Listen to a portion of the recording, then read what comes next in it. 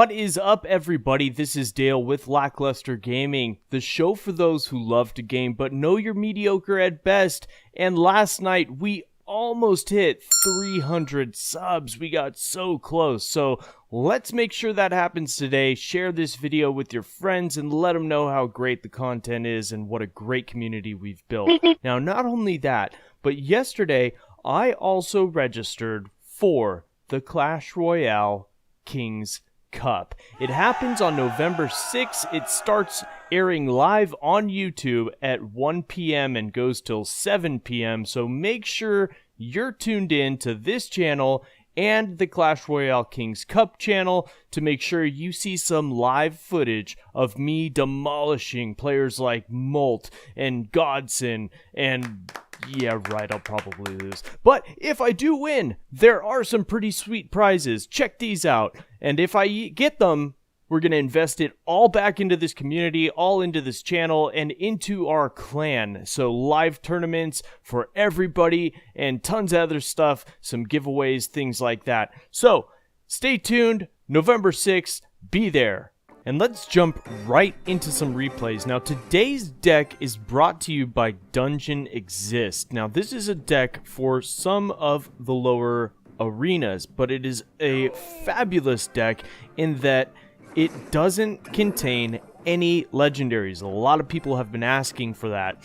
Yet, it does very well against legendaries. For example, on screen, we've got the Inferno Dragon with a big push coming in, with not much to stop it, but somehow able to halt the advance, especially that Inferno Dragon. That thing locks on, your tower is gone. So that was an excellent play, using those cheap cards to distract it and then launch his own counterattack.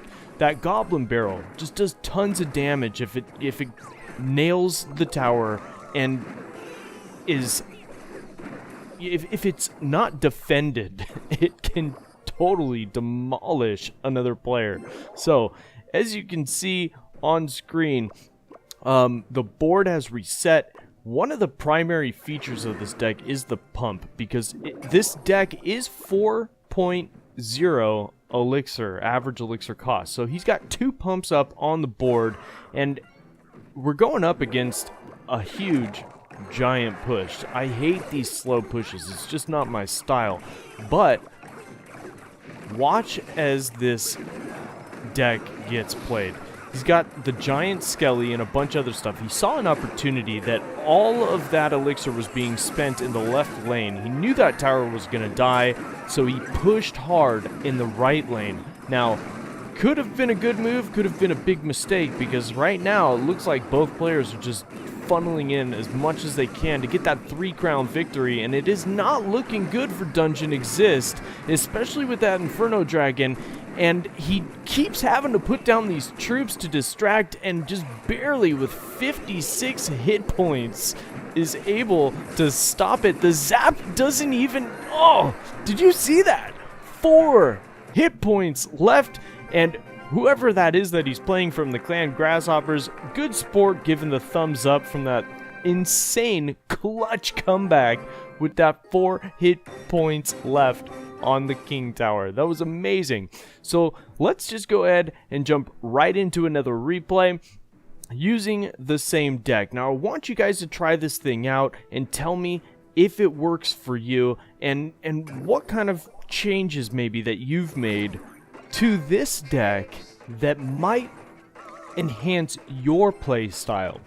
Because I understand that a lot of decks don't work for everyone. For example, this deck would not work for me. I love fast pushes, I love control decks and chip decks and cycle decks, but these big slow pushes, I just have a really tough time working with. So, if you've adapted a deck like this with somewhat similar cards, especially using that giant skeleton, let me know down in the comment sections what you did to make it your deck. Now, on screen, a lot of stuff going on right now. Again, with 2 pumps on the board, that is the key strategy. You gotta pump, pump, pump, and gain elixir advantage over your opponent. Now look, The opponent was sitting there at 10 elixir, waiting for something, not sure what, but just wasting elixir as we're pumping up, sending in a golem against the giant skeleton. Now placing, this is kind of like a trifecta deck, but using the giant skeleton instead of the hog rider. So watch as this giant skeleton and the Valk and that musketeer takes down the golem before it even gets close to the tower, and still allows, protecting the giant skeleton, and allows it to start advancing on the king tower.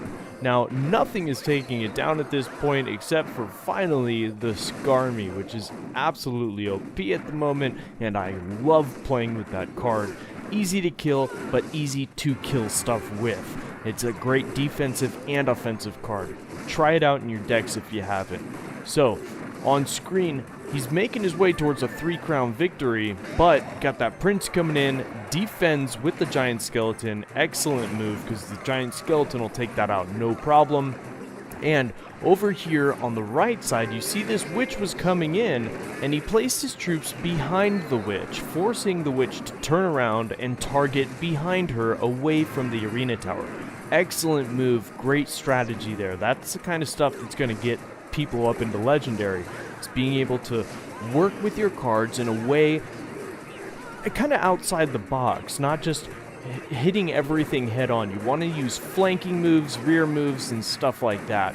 So here it is, pretty close to a 3-crown victory, but it looks like it'll only get the single crown, but still some really solid gameplay, and these towers barely took any damage. He almost got that 3-crown, barely any damage to his own. Good job. Excellent DungeonXist. And let's jump into one more replay just to kind of show you what else he can do with it. Now, if you have a deck that you use on a daily basis and it's gotten you anywhere, really, I'm trying to do decks for all arenas. So no matter where a deck has gotten you, let me know down in the comment section below and share the replays with me if you want to be featured like this, because I love being able to show some decks that are outside of the box of what I normally play with. So in this one, it's going up against a P.E.K.K.A deck versus the giant skeleton. Now, I know the P.E.K.K.A is extremely slow and somewhat easy to counter, but in these lower arenas where you don't have a lot of legendary cards and not a lot of experience yet playing against these big heavy tanks, there's not too many people that can counter it very well. So, as you can see, again, already barely any damage done to the arena towers on DungeonXist side of the map, and one tower is taken down from Magic Senna. Insane. Absolutely fantastic deck.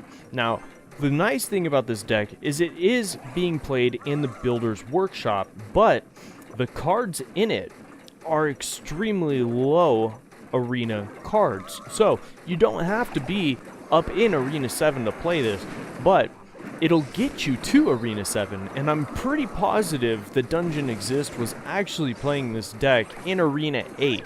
So, it can get you there and get you some of those cards that you want, like the Ice Spirits, the Mega Minion, things like that, so that you can start advancing your strategic gameplay and working on some of the more tech decks, like the Cycle decks and Control decks.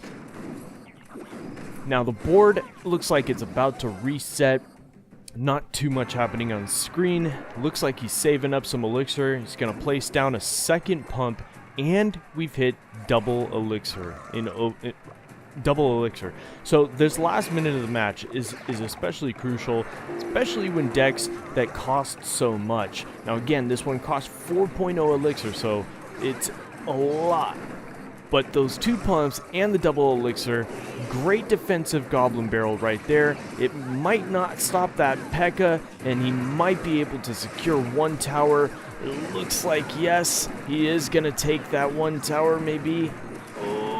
Oh, just barely missed it. Oh my goodness. That giant skeleton bomb will take out the troops on the right side. This hog rider should be able to make it to the tower, but no, just barely gets killed off just in time, and this player is putting everything he's got trying to get into that trying to tie it up, and he couldn't do it. That was an excellent play. Great defense by DungeonXist. Thank you again, brother, for sharing this with us. And now let's get into some chest openings. I got something very special, and I'm asking for your participation in the comment section below if you have made it this far into the video. So, today, I was opening up my chests, popping everything open, and granted, I am in the Legendary Arena, so, as you know, every now and then, in the Legendary Arena, the shop, every now and then, will offer you a Legendary card for 40,000 gold. Now, I don't have 40,000 gold, but I do have quite a few gems, so, this morning, I looked over into the shop just to see what might be there, because I did buy a lava hound from the shop once. So we swapped on over, and boom, the Inferno Dragon is for sale to me. So let me know. I've got all day to think about it. Should I buy the missing gold? I've got the gems, or I might need to spend $1 on some gems, but is $1 worth it to get the Inferno Dragon? Let me know in the comment section below, and if we get a vote going, I'll either buy it or I'll let it go. The choice is yours, guys. Now, stay tuned. Check out this one video here with the camera on it. This is a camera giveaway. Click on it and it will take you to the page that is giving it away. Alright, I'll see you guys next time. This is Lack, out.